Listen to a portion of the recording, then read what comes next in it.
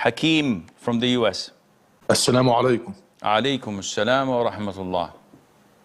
So Sheikh, the other day I was on social media, and obviously I'm very careful taking Islamic knowledge from there, knowing all the ridiculous things you could find on there.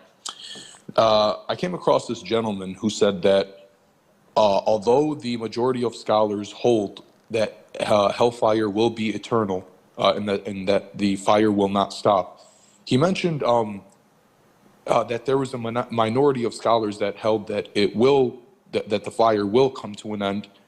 He mentioned one scholar that lived 700 years ago, if it's okay for me to say his name. You're talking about Ibn Taymiyyah, may Allah have mercy on his soul. And he had this opinion in some of his writings, and I apologize for interrupting you, Hakeem, because I know where you're heading. So why beat around the bush?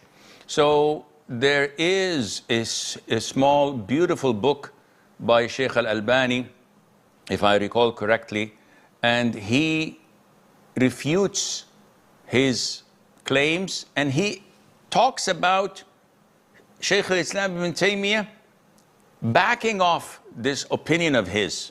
So it was at a certain stage of his life thinking that there will come a time that hell would be empty, based on a hadith which are not authentic. But he believed at the time they were. Then he backed off this opinion and he went with the vast majority of Muslim scholars, which is almost the consensus. It is the consensus of all Muslim scholars from Ahl-Sunnah wal Jama'ah. And he went back in line, proving that it will never be emptied and the hellfire punishment is for eternity forever.